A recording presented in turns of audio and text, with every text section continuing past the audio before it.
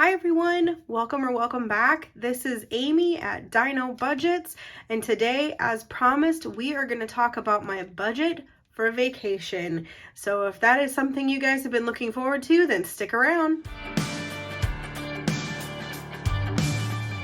All right, before we talk any numbers, we have to see what T-Rex is trying. So remember, no matter what type of day you're having, at least you're not a T-Rex. Trying to play the bass, the banjo, the ukulele. He finally found something appropriate for his size. All right, guys. So we are gonna hop on in, grab what money we have here in vacation, and see what we're working with. So I think I did take a little bit of money out because I had to buy some clothes that I was needing for vacation, but I also bought some additional clothes, but I think we're gonna not take it out of the vacation budget and take it from somewhere else. So let's see what we have left. We have 1, 2, 3, 4, 5, 6, 7, 8, 9, 20, 40, 60, 81. So we have 1,000, 5, 10, 15, 25, 30. So $1,030 that we're going to be divvying up for vacay. So my initial process is this lovely mess right here. So I kind of knew approximately how much money I was going to have or wanted to have, but to get a more exact total, this is what I did. So I literally wrote out every single day of our trip, roughly planned, because you know things don't always go as planned. You don't go to certain places on certain days, but it was at least a rough idea so that we could list out the restaurants we knew we wanted to go to, the places we knew we wanted to visit. So that way, if we're able to do everything, we should have enough money to cover it all. So of course I've, crossed off and made changes and this and that and had my initial breakdown and it changed. So initially, I have the day we fly in on, so we're only going to need a couple meals that day, and then I kind of went and planned out the meals each day. Now every day except for the day we fly out on, I gave ourselves money for breakfast as well, but I know that not every day we're going to have breakfast. We may have leftovers from the night before, which may also go into like some of the lunches for the next days. Or, we may just, stay home and have cereal with my cousin and her family. Who knows? But I wanted to at least budget money in for it so that if we did do something, it was there. Or, that way we also have extra money to play with each day if one of these meals at one of the restaurants we want to go to ends up being a little bit more expensive than we thought. I have checked menus of all the restaurants that we want to go to, so I know approximately what, restaurants and foods in our, genre that we like to eat is running in that area. But there is going to be a few meals that I have no idea where we're going, probably places my cousin's going to pick. So, I just gave myself rough estimates and then some overage on some of them as well. And these do include tip. And so you'll see when I get to my little breakdown what I did for that. And then any day that we were going to a specific venue or thing, I'm sure to mention those. The only one we have that has an entrance fee is going to be the Dr. Pepper Museum, something I didn't even know existed down in Waco, Texas, but my husband knew about it and wants to go see it. So we're definitely going to go see that. Otherwise, anything else that we're going to see is actually free admission. The only thing we'll be spending money on is food or any souvenirs or items we choose to purchase. There will be 2 days that we are borrowing my cousin's car, and so I wanted to make sure to budget in some gas for that. And then we did have the third day down, but my cousin's actually going to take the day off with us, so I don't know what we're going to do that day. It is also the day that we fly out, but we fly out much later in the afternoon. It's not an early flight like it is when we go down there. So we do have most of the day to actually hang out and do stuff. So what I did then was I broke down into my categories, went very basic of food, spending, and gas. And what I'm going to show you next is what I decided on how I was going to either use credit card or cash for these.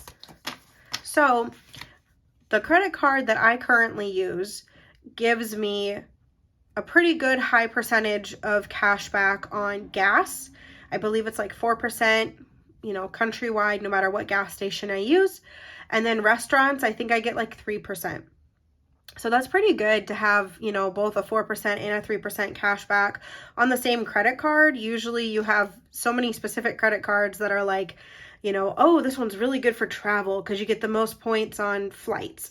Or this one's really good on, gas because it's for gas stations, stuff like that. So I feel that with this credit card, which it is the city card offered through Costco.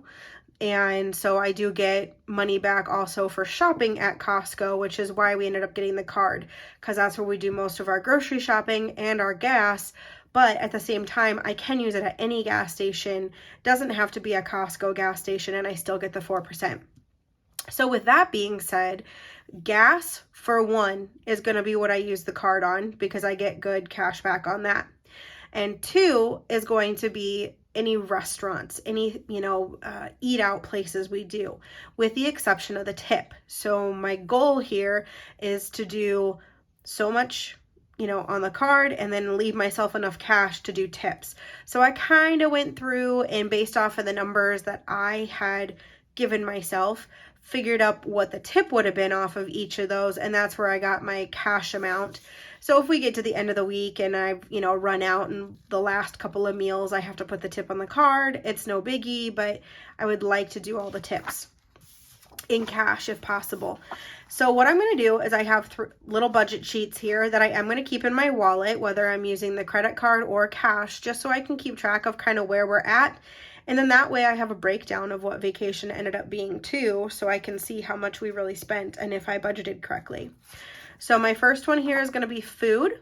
I am going to give myself $550 towards food.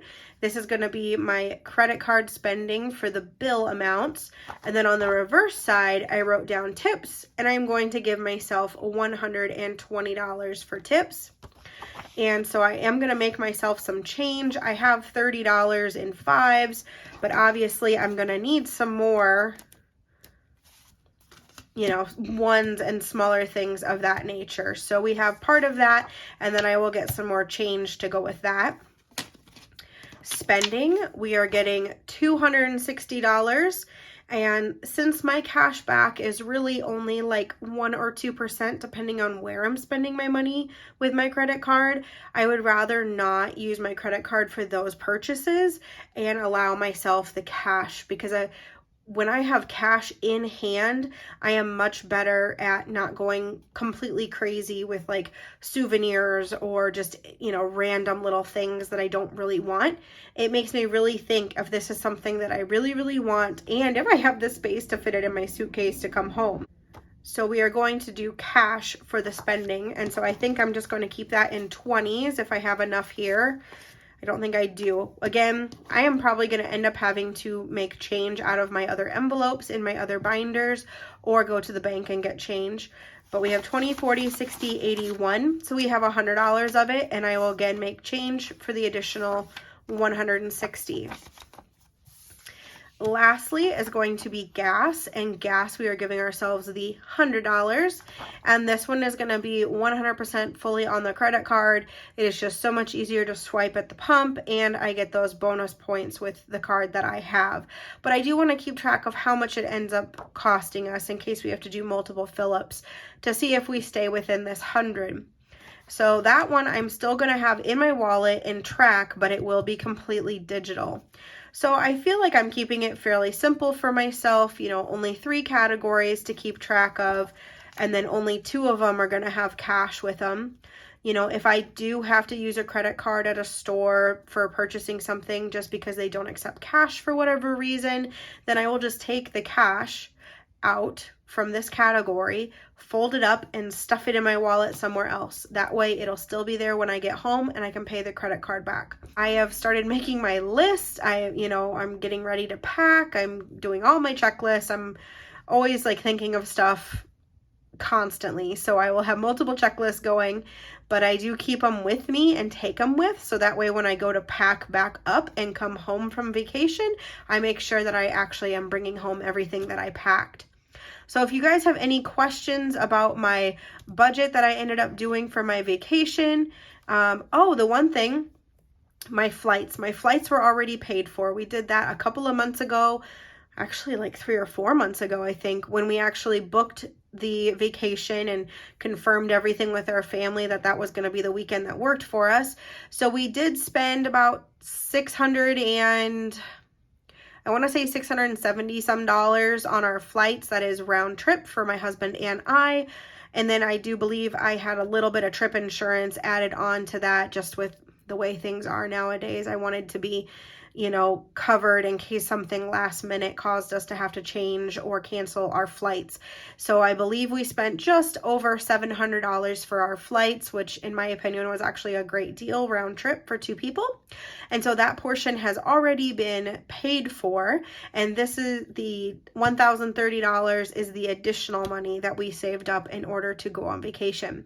So let's see how we do. I am going to try and vlog a little bit, take pictures of some of the places we visit and some of the fun meals we have. So that way I can have a little recap of the trip after we get back and share it with you guys. So I hope you have a great weekend. Hope the weather's being nice to you in your area. And until next time, guys, bye.